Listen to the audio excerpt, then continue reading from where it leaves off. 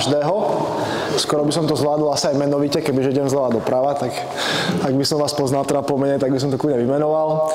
Nevadí, ja chápem, že kybernetická bezpečnosť není možno až také sexy téma ako podvody v oblasti kryptomien alebo regulácia MiCA a podobne, ale verím, že tá prezentácia, ktorú som vám pripravil, tak vlastne akým spôsobom obohatí a trošku vám ukáže inú stranu tej mince, o ktorej povedzme dneska počúvate alebo ešte budete počúvať. Ja som vlastne dostal od kolegov, organizátorov pred nejakým časom line-up jednotlivých prednášok a nejak som sa tak ako čítal, pozeral som tie témy, pozeral som, že väčšinu tých ľudí poznám, niektorých aj osobne, ako veľmi osobne, niektorých z počutia alebo dajme tomu z éteru, z tej odbornej verejnosti a snažil som sa prísť s niečím, čo bude trošku iné, aby som nehovoril o tom istom, len v blede modrém, ale proste hovoril úplne o iných veciach, tak verím, že sa mi to podarí. Ja začnem asi tým, z akého backgroundu prichádzam. Ja mám technologický background, ja som vyštudoval fakultu informatiky v Brne, už to je dávno, ale vyštudoval som ju. Som bývalý programátor, aj keď už tak 8 rokov, 10 rokov neprogramujem, ale ten môj background je technologický, vediem technologickú spoločnosť Incool a ako vlastne už bolo povedané, tak my sa špecializujeme na digitalizáciu a elektronizáciu proste governmentu a korporácií a biznisu a podobne. A prichádzame do tohto segmentu digitálnych aktív, blockchainových technológií, smart kontraktov, vlastne z pozície softwarového dodávateľa, vendora, vývojárov, takže vlastne budem v úvode hovoriť trošku o tých podkladových technológiách, ktoré nám vlastne krypto prináša a budem hovoriť o tom, kam sa tieto technológie dajú rôzne aplikovať, akým spôsobom sa dajú použiť v rôznych segmentoch a potom budem hovoriť o ich bezpečnosti alebo kyberbezpečnosti, keď tak chceme nazvať. Tu je pár referencií, akože robíme naprieč ministerstvami, mestami, krajmi, governmentom, pošty, banky a tak ďalej. Takže máme naozaj ako širokú históriu. Robíme aj pre univerzity, pre Ekonomickú univerzitu Bratislava zatiaľ nie, ale pre väčšinu českých univerzít minimálne top 5 robíme a z tohto my nejakým spôsobom vidíme, čo tí zákazníci požadujú, čo majú za problémy a vidíme, akým spôsobom sa dajú alebo by sa dali tieto problémy riešiť nazvime tak pomocou kryptotechnológií. Takže vlastne povieme sa o tom, kde to vlastne začína, aký je ten fundament tých technológií. Nebudem zabiehať do detailu, lebo hovorím, sám nie som určite nejaký veľký technológ už v poslednej dobe, ale bude to trošku viac technologické a verím, že zaznie pár zaujímavostí, o ktorých ste vlastne nevedeli, že sa tu okolo nás pohybujú a že tie veci sa dajú použiť aj trošku na niečo iné, ako trebárs Bitcoin, Ethereum a tak ďalej. A to nemyslím sa len vôbec zlom, myslím to v najpozitívnejšom slova zmysle a kontexte. Ja sa len tak spýtam, aby sme sa zrovnali. Hovorí k tomu niečo skladka DLT? Áno, super. Takže fajn. A ledger ako taký? Viete, čo znamená ledger v preklade? Tak, super. Takže fajn. Takže je tu nejaké ako povedomie o takýchto základných pojmoch. Oni sú dosť technologické pojmy. Málo kto vlastne vie, čo je to ledger. Pritom napríklad má bitcoinovú peňaženku, obchoduje s bitcoinami a vlastne asi niekedy neuvedomuje, že to, z čoho toto všetko vlastne vyrastá, na čom toto všetko vlastne, a na čom toto všetko vlastne beží, tak to sú nejaké DLT-čkové technológie rôzneho charakteru, rôzneho typu. Áno, ledger je účtovná kniha, inak ako ledger sa používa aj to pojem vlastne z účtovníctva, normálne ako accounting, účtovníctvo v anglických hovoriacich zemích, tak vlastne ledger je tá účtovná kniha a DLT je presne Distributed Ledger Technology, takže je to vlastne nejaká technológia, ktorá je postavená na tom, že táto účtovná kniha, takže nejaké záznamy, v úvodzovkách účtovné záznamy, sú distribuované v nejakej sieti vlastne tzv. Nodov a dajme tomu majú nejaké výkonnostné, bezpečnostné a ďalšie parametre. Takže ako taký veľmi kratučký maličký obrázok som ukradol niekde z internetu. Dúfajme, že nebude nejaký copyright infringement, ale proste som to ukradol z internetu. Každopádne je to vlastne o tom, že tá účtovná kniha je nejakým veľmi šikovným spôsobom rozsypaná na veľmi veľké množstvo nodov, ktoré sú spravidla geograficky oddelené, takže tá celá DLT-čková sieť je veľmi robustná, spravidla je rýchla a tak ďalej. K tomu sa ešte dostaneme. Takže to sú také úplné základy tej technológie. Taká základná poučka, že každý blockchain je DLT, ale nie každý DLT je blockchain. Je niekto rozdiel medzi blockchainom a DLT-čkom? Treba tak to zaznelo možno? Povieme si, na ďalšom slide to mám. Každopádne stačí vedieť, že vlastne každý blockchain je DLT, ale nie každé DLT je blockchain. Je to asi také ako každý elektromobil je auto, ale nie každé auto je elektromobil. Proste je tam nejaké technologické obmedzenie. Obecne blockchain je akoby jedno konkrétne nastavenie, konkrétne architektonické nastavenie, technologické nastavenie obecných DLT-čkových technológií. Keď sa na to pozrieme z druhej strany, tak len pre zaujímavosť, rôzne typy DLT-čok sú napríklad holochain, hashgraph, smerovaný acyklický graf. To sú všetko vlastne ako DLT architektúry, sú aj implementované. Kto študoval, alebo pozná niekoho, kto študoval informatiku, tak tam sa vlastne o grafoch a acyklických grafoch a rôznych automatoch vlastne učí, sú na to predmety a tak ďalej. A vlastne to sú, v podstate, keď to distribuujeme na nejakú väčšiu sieť nodov, tak sú to v podstate DLTčka. Tak, toto je taký ako architektonický nákres blockchainu, veľmi zjednodušený. Ten, kto je programátor a programuje, dajme tomu smart kontrakty, tak by ma určite rozsekal v tejto definícii. Ale v zásade má to aj v názve, je to ako blockchain, to znamená, to je taký reťazec blokov, takže tie bloky nejakým spôsobom idú za sebou pekne, sú na seba naviazané, je tam nejaký hash toho predchádzajúceho nodu, takže to celé tvorí nejaký nerozporovateľný reťazec dát a transakcií. Tu sú tie rozdiely. Hej, blockchain je vždy v reťazovej štruktúre, DLTčka nemusí mať reťazovú štruktúru. DLTčka ako také napríklad nemusí mať v sebe vôbec mechanizmus konsenzu validátorov. Hej, ten konsenzus validátorov je vec, ktorú prináša až blockchain primárne. Blockchain je vždy kryptovaný, každý typ blockchainu, DLTčka z princípu, z definície nemusia byť kryptované, tie dáta tam môžu byť kľudne verejné a podobne. Takže ten blockchain je nejaká konfigurácia toho DLTčka. Ďalšie také technologické pojmy, ktoré sa okolo tých blockchainov hýbu, určite to poznáte. Smart kontrakty. Kto pozná smart kontrakty, tak prejsť to spýtam. Má Bitcoin smart kontrakt? Asi áno. má samozrejme. Každopádne, nie každý vlastne vie, čo ten smart kontrakt vlastne plní, akú rolu v bitcoinoch, v ethereách alebo obecne na blockchainoch.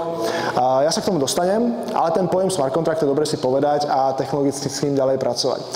Validátory, konsenzus, samozrejme to sú tie nody, ktoré bežia, ktoré vlastne prevádzkujú celý ten blockchain.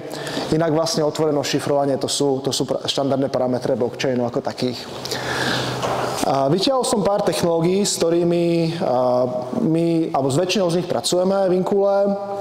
Sú to technológie, a to vám ako obecne DLTčko alebo blockchainové technológie pre biznis. To znamená, nie sú to tie verejné chainy, ktoré poznáme, čiže to blockchain Etherea alebo Bitcoinu, ale sú to vlastne nejaké ako softverové nástroje, ktoré si ja môžem zobrať a môžem si ich v úvodzovkách nasadiť niekde u seba, vo svojej sieti validátorov a môžem na nich prevádzkovať na nejaké biznisové aplikácie. Takým asi najznámejším, aspoň pre mňa, sú vlastne produkty z Hyperledger Foundation, Hyperledger Besu, Indy, Fabric. To sú vlastne všetko DLT-čkové technológie, ktoré sú zase ako trošku inak pokonfigurované. Na také biznisové aplikácie najčastejšie sa používa Hyperledger Besu. Dostanem sa k ňomu aj neskôr. Používa ho napríklad aj Európska únia pre svoju blockchainovú infraštruktúru. Určite zaujímavé je Ethereum Enterprise Alliance. Je to v podstate Ethereový blockchain, ktorý sa dá používať na biznisové účely. To nie je to ten veľký verejný Ethereový blockchain, ktorý beží, ale je to vlastne tá technológia, len si ju môžete laicky povedané stiahnuť a rozbehnúť si ju u seba. Ďalšie sú napríklad R3 Corda, prípadne Tezos, Quorum, Stellar. To sú vlastne všetko, až na, myslím, že žiadna výnimka tam nie je, všetko sú to open sourceové DLT-čkové technológie, ktoré si v podstate hociaký programátor alebo IT firma môže stiahnuť a môže s nimi pracovať, môže robiť nejaké aplikácie nad nimi, webové aplikácie, mobilné aplikácie, ktoré používajú tie vlastnosti, ktoré blockchainy prinášajú. Ďalšia oblasť, ktorá je nejakým spôsobom technologicky štandardizovaná, sú smart kontrakty, ktoré tu už zazneli. Dá sa povedať, že dominantnejšia, najznámejšia oblasť alebo rodina z štandardov smart kontraktov sú Ethereové smart kontrakty, ERC20, 721 a ďalej. Len pre predstavu je to niečo, ako sú ISO štandardy, tie určite poznáte, ISO 9001, ISO 27000 a podobne. Proste je to nejaký ako predpis toho, ako ten smart kontrakt funguje, aké má rozhranie, ako musí byť naimplementovaný, aby prípadne mohol byť interoperabilný s inými chainami alebo s inými smart kontraktmi. Solana má taktiež svoj štandard a ako som povedal, obecne prispieva k interoperabilite medzi chainami. Je to proste nejaké spoločné rozhranie.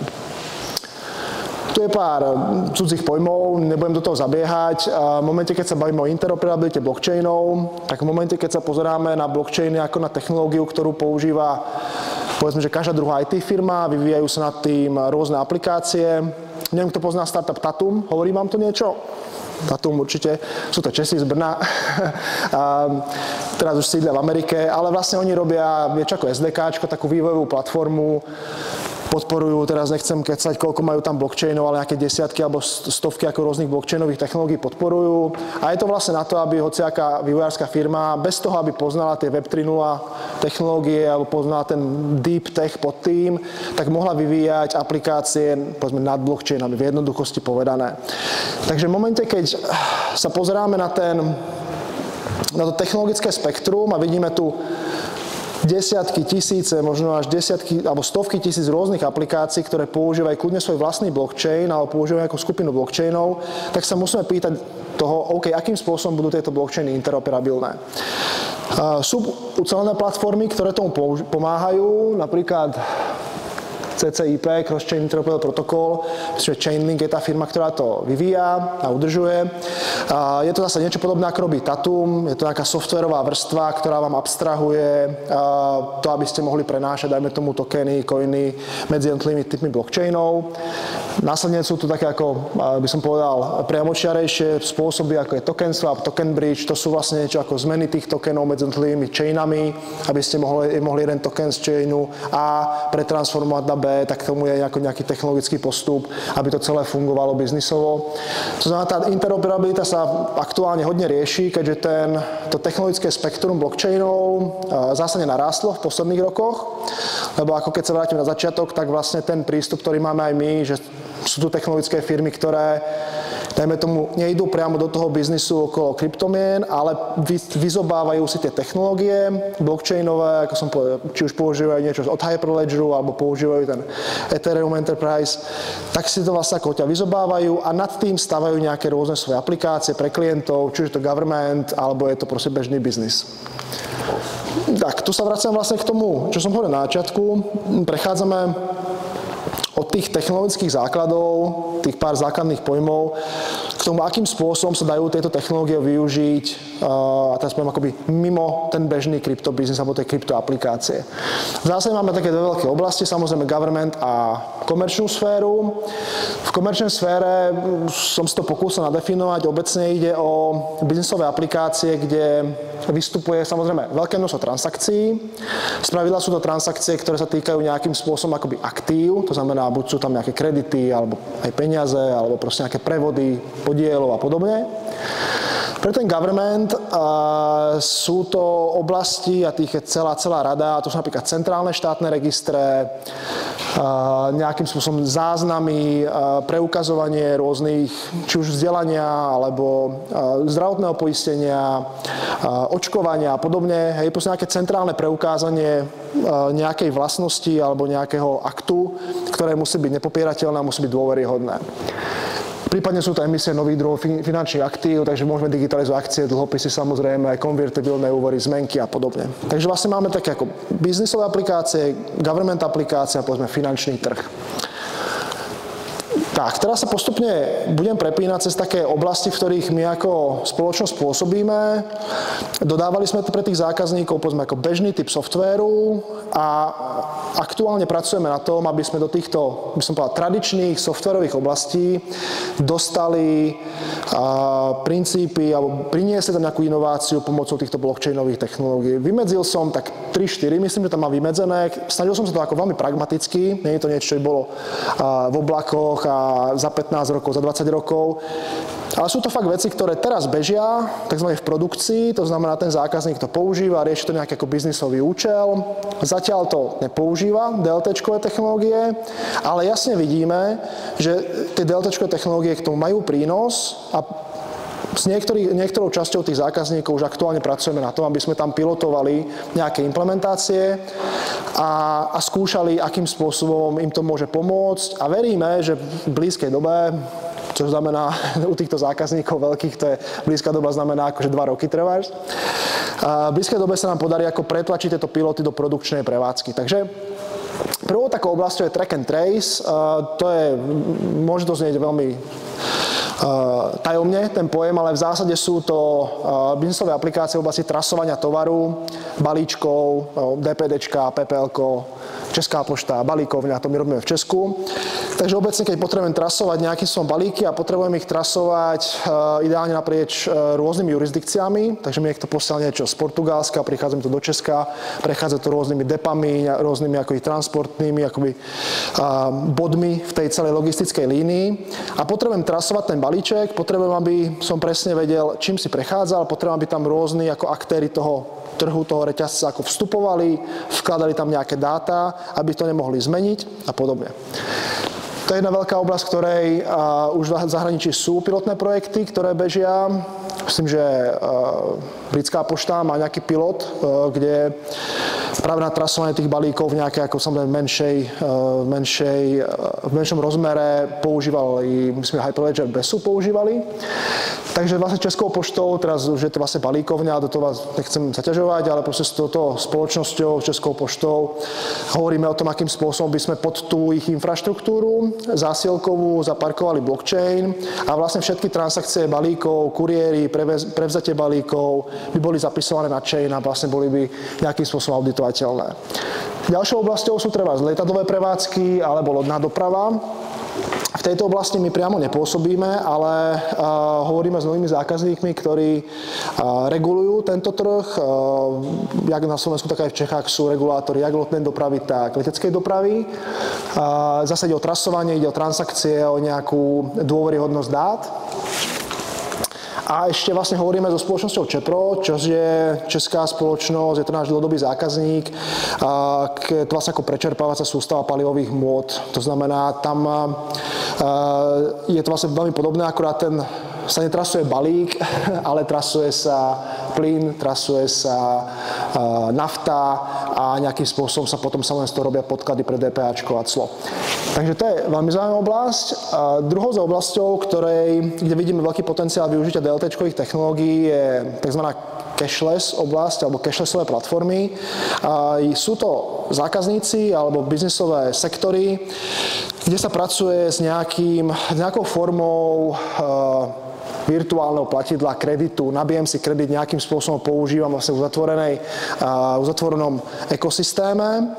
Tomu sa hovoria taký ako terminus technicus alebo žargón, je, že je to cashlessový systém, to znamená vlastne neplatím tam bežnou fiat menou, a to či už digitálnou alebo cashovou, ale platím nejakým alternatívnym platidlom.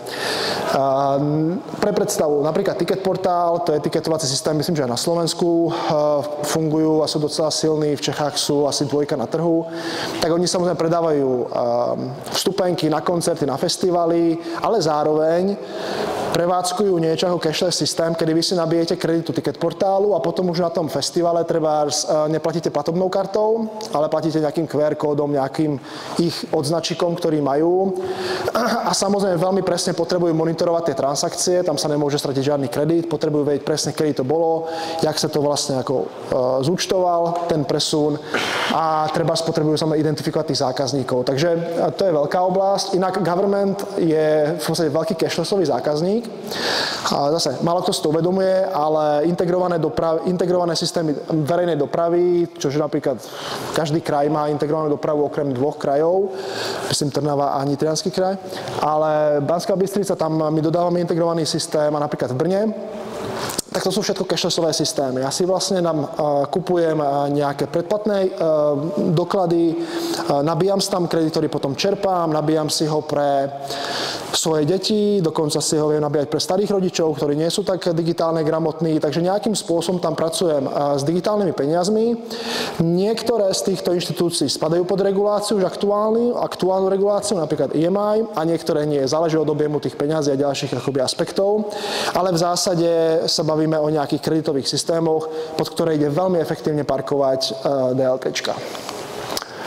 Tak, governmentové registre, na to som sa tešil, keď som si robil tento slajd, keďže, a teraz to poviem možno trošku vyzývavo alebo kontroverzne, ale government, každý government sa búcha po prsiach, jak podporuje nové technológie, jak proste ide do blockchainov, vidí tam veľkú perspektívu, národní regulátori, majú na to pracovné skupiny a tak ďalej.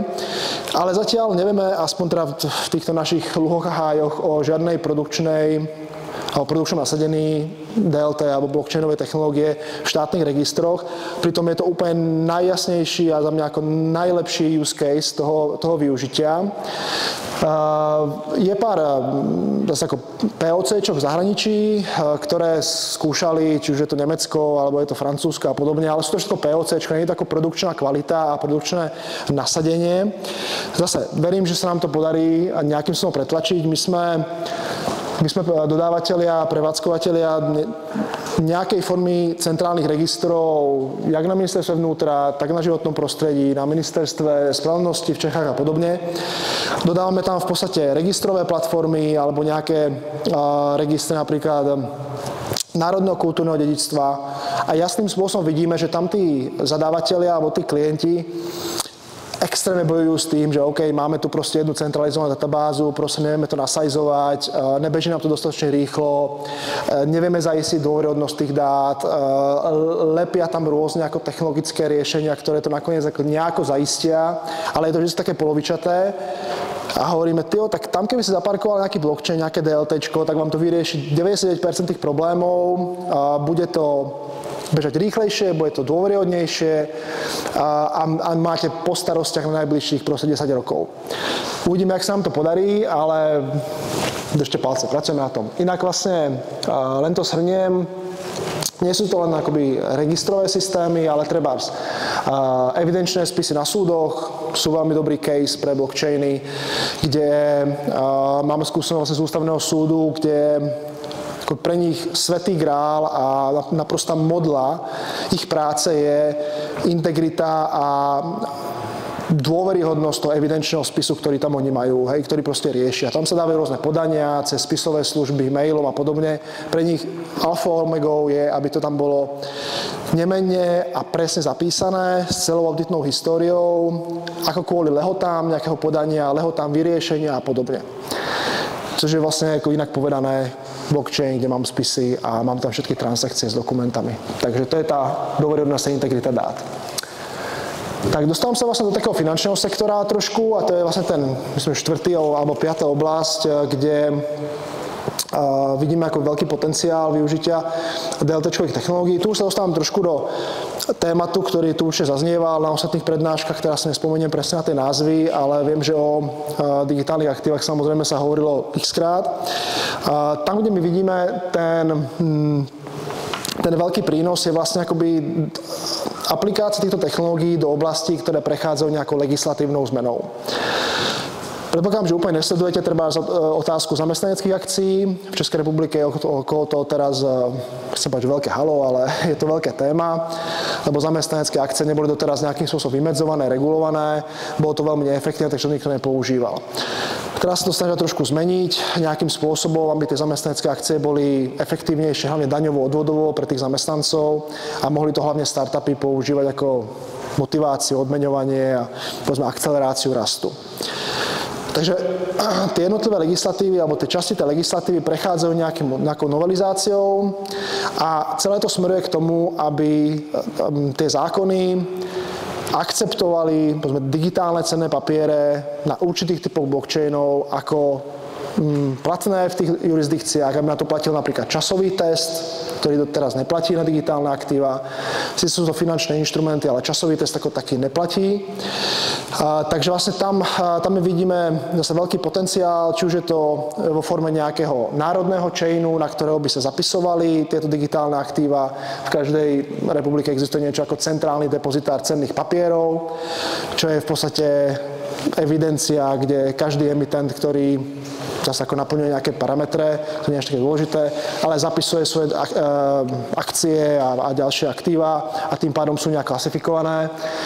Takže bavíme sa o tom, aby tieto centrálne registre, depozitáre buď boli interoperabilné s chainami, na ktorých bežia digitálne aktíva, alebo ich priamo používali. To znamená, finančné aktíva, tam myslím, že všetci sa shodneme na tom, že je to veľká oblasť inovácie a tam, kde sa prinášajú tieto technológie naozaj hmatateľné výhody. Tak, už som sa trošku prehúpol aj v tej poslednej myšlienke na integráciu do regulatoriky, to znamená do legislatívneho rámca a regulácie finančných trhov.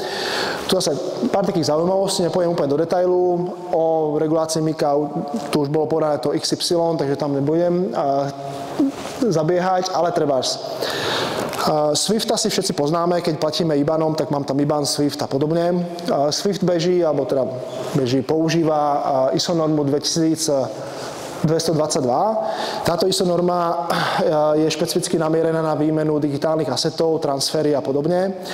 A zase pozeráme sa na to, aby tie DLT riešenia, ktoré budú v tom predchádzajúcom bode aplikované, to znamená budú dodávané pre zákazníkov z oblasti finančného trhu alebo banky, rôzne ako fondy a podobne, tak aby túto ISO certifikáciu plnili a ideálne získali. Tým pádom sa akoby automaticky a hladko začlenia do tohto Swiftového ekosystému, aby si vedeli navzájom, aby si vedeli v rámci tohto ekosystému meniť tie digitálne aktíva. Dostávame sa do interoperability tých chainov s aktuálnou reguláciou finančných trhov.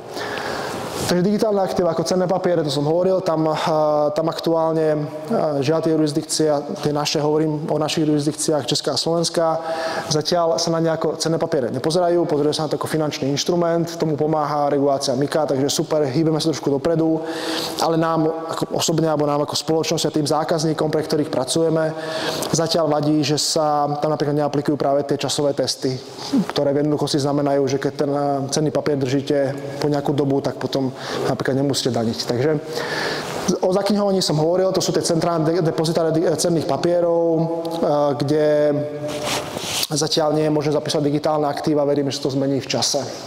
A za nás veľmi zaujímavá oblasť sú digitálne aktíva, kmeňové akcie spoločnosti.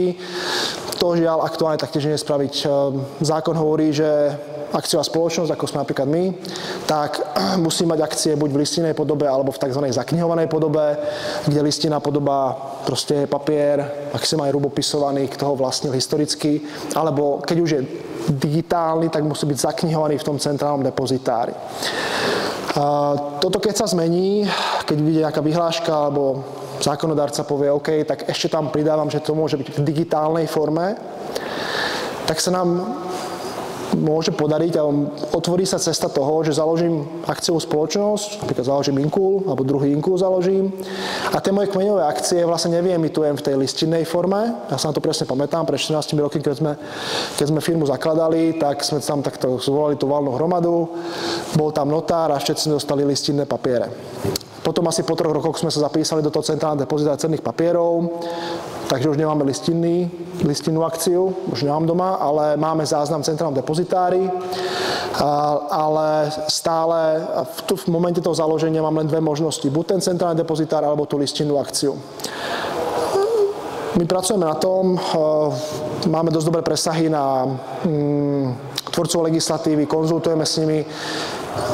Je našou ambíciou, je našim cieľom, aby sme to dotlačili do takého bodu, aby vyšla v jednoduchosti veľmi laicky a veľmi pragmaticky povedané, vyšla vyhláška, ktorá hovorí, áno, kmeňové akcie môžu byť zaknihované, môžu byť listinné a môžu byť digitálne. V momente, keď to dosiahneme, že tam bude to slovíčko digitálne, tak to znamená, že ja založím akciovú spoločnosť a tie kmeňové akcie vyemitujem na nejakej forme blockchainu. Neviem, kam to tlačíme, kam sa to podarí zákonodarcovi dostať alebo vydefinovať, ale dajme tomu, že na nejakom type blockchainu vyemitujem vlastne moje kmeňové akcie ako akciové spoločnosti, ako tokeny a môžem si mi obchodovať treba na pražskej burze alebo na nejakých ďalších burzách.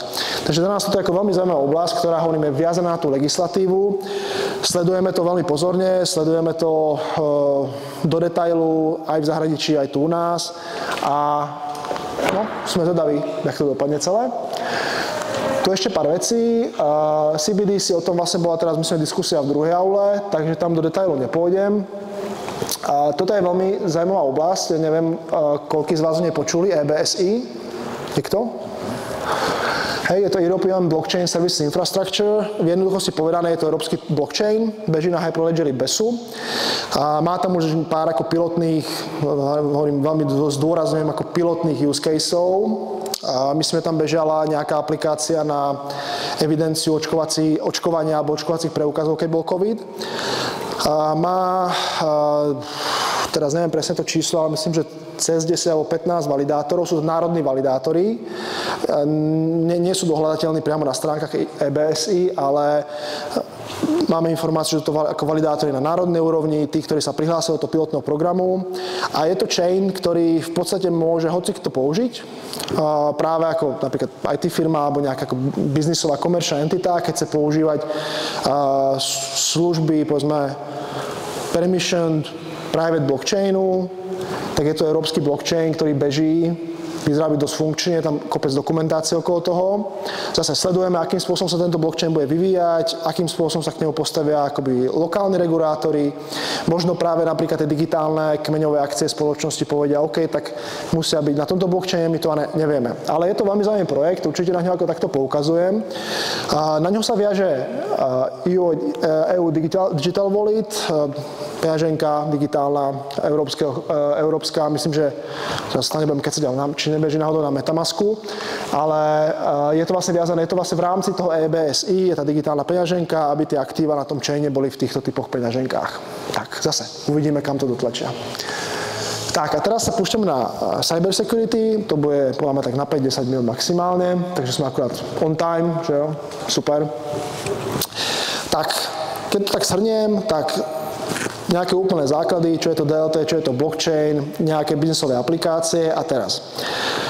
V momente, keď sa tieto technológie budú, alebo už sa to deje, adaptovať tým bežným biznisom, skoro až bežné firmy, samozrejme to vždy ide ako spravidla z hora a z dola, to znamená také nejaké najmenšie firmy to použijú veľmi rýchlo a potom také tie veľké korporáty, ktoré majú kopec peňazí a majú nejaké sandboxy, tak začnú používať. Ale dajme tomu, že môžeme vyhlásiť k dnešku, že tá adopcia týchto DLT-čkových technológií je ako veľmi solidná a rozhodne rastie.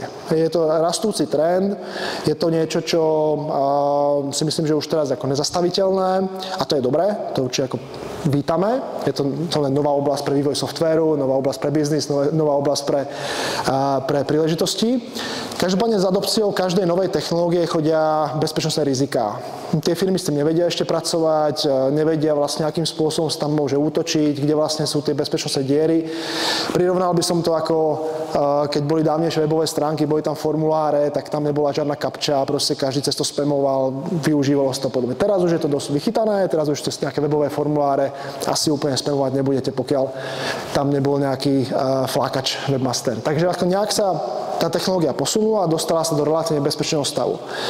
U týchto DLT-čkových technológií sme vlastne z pohľadu toho adopčného cyklu niekde na začiatku. To znamená, keď sa pozrieme, ako to prebieha v iných trhoch a v iných technológiách, tak nastane tam nejaký boom, tí klienti začnú používať, ale neuvedomujú si tie bezpečnostné riziká, ktoré sú s tým spojené.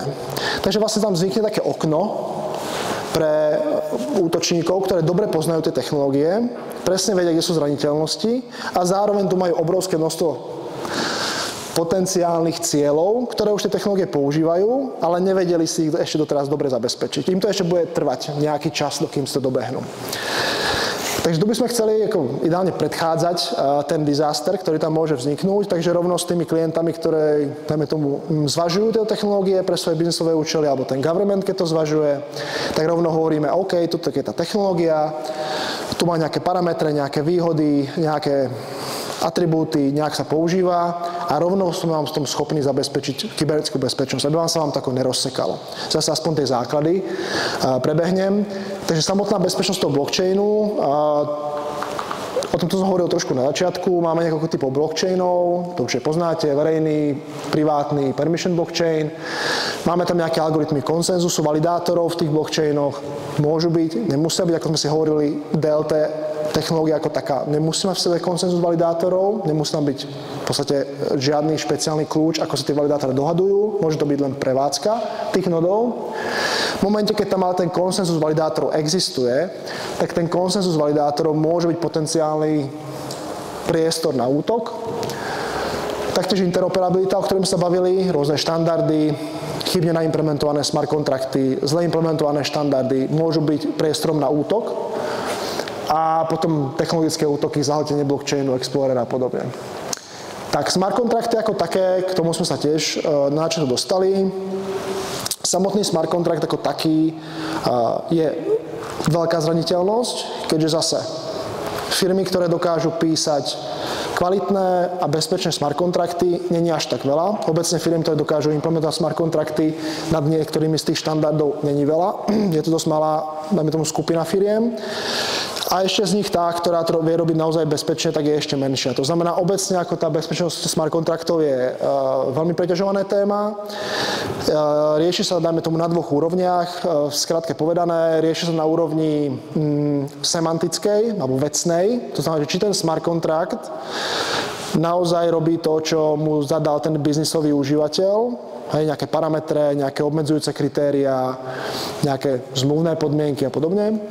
A potom sa rieši na čiste technologickej alebo technokratickej a to je to, že či ten kód proste nemá v sebe nejakú chybu. Hej, že tam pretečie nejaká premenná alebo že ten smart kontrakt je vlastne chybne naimplementovaný ako taký, ako vnútri technicky. Takže sa robia ako záťažové testy, penetračné testy, audity smart kontraktov, celá oblasť vlastne kybernetickej bezpečnosti okolo samotných smart kontraktov. A tu sa bavíme samozrejme o smart kontraktoch, ktoré nie sú tak štandardné ako napríklad smart kontrakt Bitcoinu, ale bavíme sa o smart kontraktoch, ktoré sú akoby custom, na mieru postavené nejakej biznisovej aplikácii, ale proste fungujú autonómne, tak ako smart kontrakt má fungovať, nikto mu do toho akoby nekecá. Tým pádom naozaj musí byť ako bezchybný, lebo keď tam je chyba, tak sa začne vykonávať a už to nezastavíme v tom chaine. A hlavne to už potom nerollbackneme späť. Takže bezpečnosť smart kontraktov je veľmi zaujímavá oblasť. Tak, potom je bezpečnosť aplikačných vrstiev, to už je potom štandard. Hej, to už není o tom, o blockchaine, o smart kontraktoch, o validátoroch. To už je proste čiste na tom, ako som napríklad spomenul na začiatku Tatum a podobné platformy, ktoré akoby prinášajú tieto technológie tomu bežným IT firmám, ktoré nikdy s Web 3.0 nepracovali alebo aj nemajú ambíciu na to, aby išli do toho deep techu, tak začnú stavať nejaké webové vrstvy, nejaké aplikačné vrstvy, mobilné aplikácie, back-officeovské aplikácie, informačné systémy nad týmito blockchainami. Tak samozrejme samotné tieto vrstvy môžu mať v sebe chyby, ktoré sa potom propagujú do toho blockchainu. A to je taký ako zaujímavý fenomén, to len tak ako bokom spomeniem, takú zaujímavosť. Ono tie firmy, keď sa pozrieme aj government čiastočne, ale tie firmy sú hodne zvyknuté na to, že si myslia, že keď sa narobí nejaká paseka v dátach, tak to opravíme. Proste nejak to ako opravíme, revertneme to zo starých dát, alebo tam zasiahneme, však keď tam zlý kód zapísal, neviem, na číslo bankového, alebo stav bankového účtu o 1 nulu viac, tak to zmažem tú nulu a fixnuté, nie? Tak keď mám štandardnú relačnú databázu, OK, nie je tak jednoduché, ale v zásade viem veľmi priamo zasať do tých dát, pokiaľ je to nutné a viem si ich opravovať. Viem si ich obnovovať a podobne. Což samozrejme vieme, že u blockchainov to není úplne tak ľahké, respektíve to vôbec není realizovateľné. Takže je veľmi dôležité, vlastne čo tam nakoniec zapíšem, lebo vlastne to už odtiaľ nezmažem. Musel by som zmazať celý ten blockchain a celý ho tam ako zapísať znova, čo vo väčšine prípadov není vôbec cesta. Takže tie firmy musia sa trošku inak premýšľať a musia premýšľať tak, že áno, mám tu nejakú novú technológiu, mám tu niečo unikátneho, dáva mi to nejaké výhody, napríklad práve toho, že tie dáta neviem zmeniť, ale zároveň to je nejaká v úvodzovkách nevýhoda alebo obmedzujúce kritérium, že ja ako ten zákazník, ktorý používam tú technológiu pod môjim aplikačným stackom, tak už si s tým nemôžem robiť, čo chcem s tými dátami. Už naozaj to musí byť tak zapísané, ako to tam bude na veky vekov. Takže to je také zaujímavé, že ten mindset vôbec tých zákazníkov sa musí zmeniť a tým pádom sa musí zmeniť aj ich prístup k bezpečnosti. To musia na to ako viac dbať. A to nie je len bezpečnosť typu práve nejakého kybernetického útoku, že niekto, neviem, im tam nabúra užívateľské konta alebo dostane admina, ale vlastne bezpečnosť z pohľadu toho, akým spôsobom používam tú technológiu, lebo má nejaké obmedzujúce kritéria, hlavne teda tú nezmeniteľnosť, ktorú proste doteraz vlastne nemali v tých svojich pôvodných technológiách. Hej. Takže je to dosť niekedy ťažké im to povysvetľovať. Tak a ľudský faktor, samozrejme, to je obrovská téma v kybernetickej bezpečnosti. A to sa skôr viaže na to, a teraz nehovorím o ľudskom faktore v zmysle bežného kryptomenového biznisu, ale bavíme sa o ľudských faktoroch práve u tých biznisových aplikáciách, ktoré používajú blockchainy. A pre tých užívateľov to spravidla nemusí vôbec viditeľné, ani by nemalo byť, že oni používajú niečo, čo na pozadí používa nejaké DLTčka alebo nejaký typ blockchainu. Ale samozrejme ten ľudský faktor, som si to tu ako nutne musel som to tu ako vyzdvihnúť, že ten ľudský faktor je vždy obrovské riziko a školenia, a certifikácie a podobné veci v tejto oblasti sú de facto nutnosť. A to je všetko. 38.